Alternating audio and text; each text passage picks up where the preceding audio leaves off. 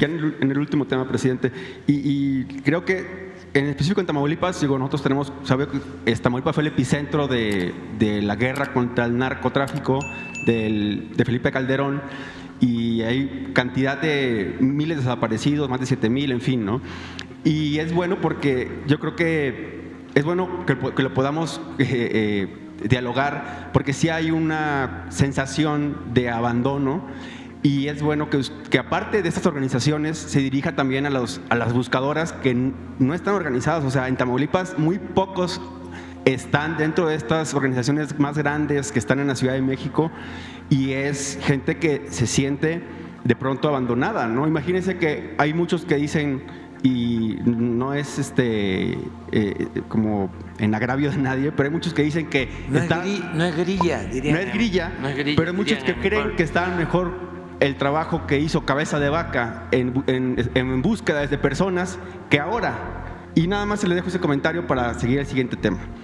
No, justo, pues, ¿te imaginas? O sea, el doctor Américo, o sea, que es un hombre íntegro, ¿cómo se va a comparar con el gobernador anterior? O sea, se pasan. En el último tema, presidente, ha hablado de Estados Unidos y de todo este tema de la DEA. Este 2024 en Tamaulipas va a ser clave lo que está pasando en Estados Unidos otra vez. Esta vecindad que, bueno, para bien y para mal siempre ha sido bastante, incide mucho en la política sobre todo. Se ajustó la condena de Tomás Yarrington Rubalcaba, exgobernador de Tamaulipas, y va a salir este año en libertad, después de haber estado en un gobierno en el que inició todo la operación del grupo, sobre todo el Cártel del Golfo en mayor escala. Va a salir en libertad y no se tiene referencia si va a venir a México, en calidad de qué.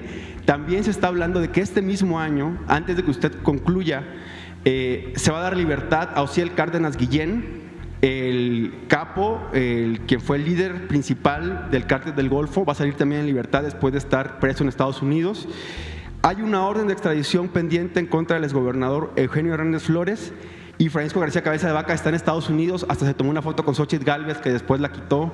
¿Qué tanto Estados Unidos está haciendo presión o puede hacer presión sobre el gobierno de Américo Villarreal, incluso sobre el gobierno próximo federal, con este tipo de manejos de la justicia, en donde políticos de estas antecedentes salen y delincuentes salen de prisión y llegan a hacer ruido a un Estado, como que un Estado que todavía es endeble en términos de que hay un poder fáctico bastante fuerte? Lo hemos visto en esas últimas semanas, muy puntual en territorios como Río Bravo, Reynosa, en donde el crimen organizado se está peleando el control del territorio y donde el gobierno federal ha mandado más tropa.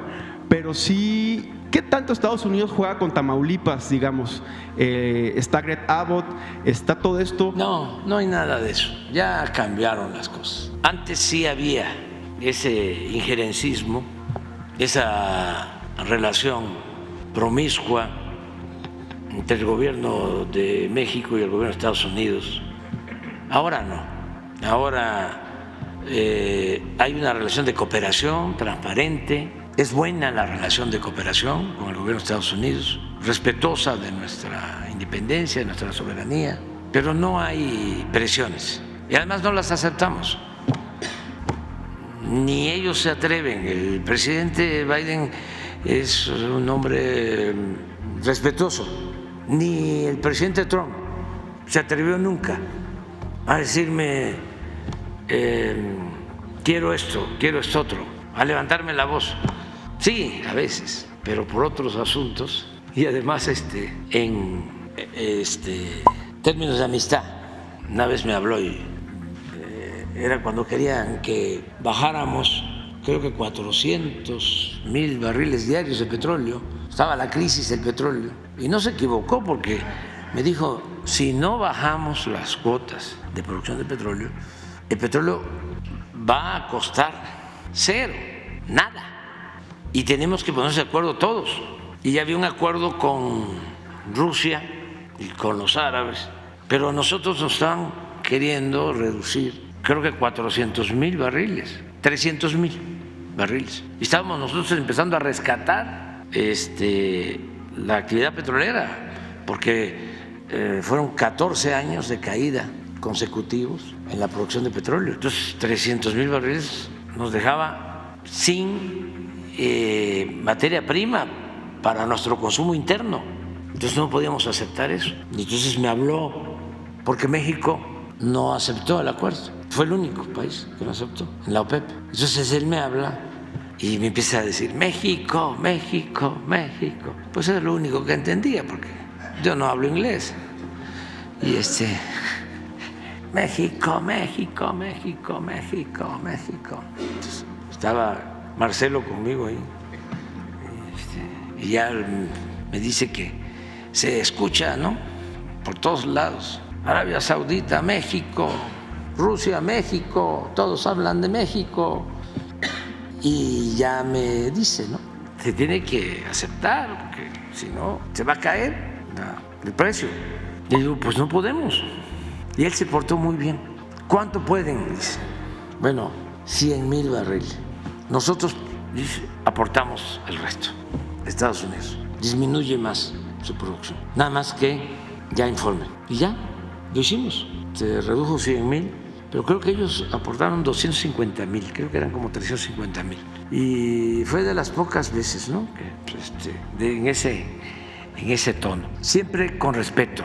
En temas de violencia, recuerdo 2 veces.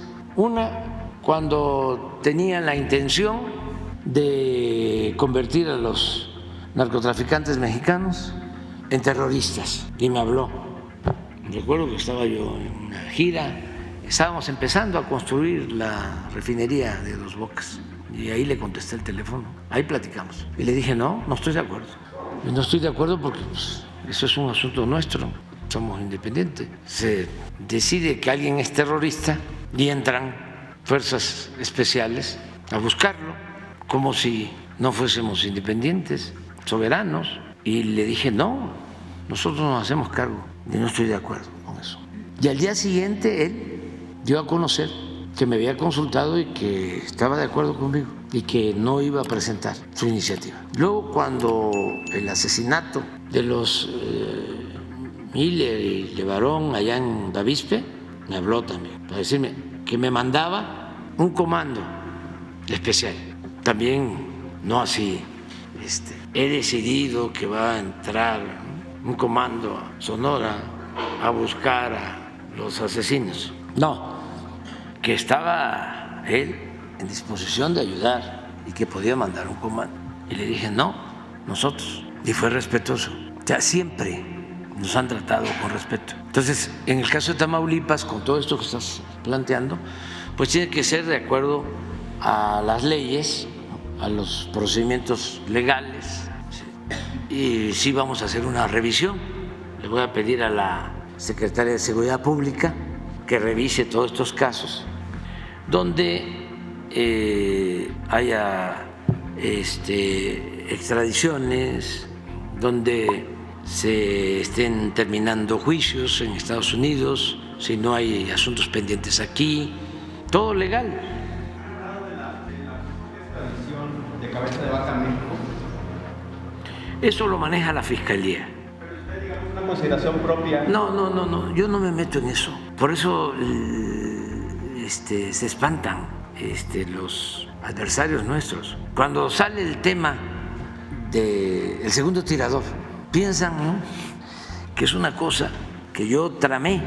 No, yo no tramo, pienso. Los perversos sí traman. Entonces yo no sabía de que había una investigación abierta, porque yo no me meto a estar dando instrucciones al fiscal, que es autónomo, que además hace muy bien su trabajo. Él actuó, según entiendo, porque los padres de Aburto presentaron una denuncia ante la Comisión de Derechos Humanos y de ahí se abrió la investigación y se encontró de que habían elementos para demostrar lo del segundo tirador. Y tienen todos los elementos. Y la Fiscalía pide la orden de aprehensión y se la niega al juez. Y creo que la Fiscalía impugnó pero no tengo yo elementos a ver cómo está el caso de Cabeza de Vaca. No, eso tiene que ver con el Poder Judicial. La única cosa, me acuerdo de Cabeza de Vaca, es que no sé si Santiago Nieto o ya Pablo me llevaron un documento en donde el gobierno de Estados Unidos estaba solicitando información. Y luego supe de que por eso se había iniciado la investigación en la Fiscalía, por una solicitud del gobierno de Estados Unidos. Y luego supe de que el documento era apócrifo. ¿Cómo? Pero no volví a saber más. Me llamó mucho la atención porque si era apócrifo, pues ese es el elemento, la prueba para la defensa, ¿no? Me están persiguiendo injustamente al grado de que presentan este documento apócrifo, pero no he vuelto a saber de eso, como tampoco he vuelto a saber de cómo va la investigación, porque la verdad sí tengo mucho trabajo y me ocupo de lo que por ley me corresponde, y no es mi fuerte la venganza. Claro, es una mentalidad perversa. Imagínense si me van a creer de que yo pues nada más ando pensando cómo enfrentar a los adversarios. Sentido estricto, ellos mismos nos ayudan. O sea, parecen promotores de la transformación, y hasta los voy a premiar. Sí, no sé, pero digo, no me meto en eso. La única cosa es el bloque conservador está, como decía el presidente Juárez. Decía el presidente Juárez, el triunfo de la reacción es moralmente imposible. Y es muy profunda esa frase. Es que como los que saquearon, los que robaron, los clasistas, racistas, que no le tienen ningún aprecio al pueblo, que al contrario desprecian al pueblo, ningunean al pueblo, van a gobernar este país, este gran país, con un pueblo excepcional, honesto. La principal riqueza de México es la honestidad de su pueblo. Ellos no lo piensan así. Llegó una máxima autoridad, no voy a cansar de repetirlo, porque si una autoridad del más alto nivel piensa eso, imagínense cómo piensa el resto de la llamada clase política o sociedad política. Esa alta autoridad llegó a decir que la corrupción era parte de la cultura del pueblo de México, cuando nuestro pueblo es un pueblo honesto. En nuestro pueblo, antes de la llegada de los europeos, no había avaricia. Es un pueblo con una honestidad innata, que ha resistido todo, que prefiere dejar a los hijos pobreza pero no deshonra. Pero eso ellos no lo aceptan, y lo que Natura no da, Salamanca no otorga. Pueden irse a estudiar a las escuelas más famosas del extranjero y vienen, y a lo mejor en unos meses se portan, ¿no?, distintos, pero luego involucionan y vuelven a quedar igual. Ahí están los intelectuales más reconocidos, todos racistas, clasistas, famosos, no buenos como intelectuales, no buenos escritores, ni mucho menos grandes escritores, no llegan ni a buenos.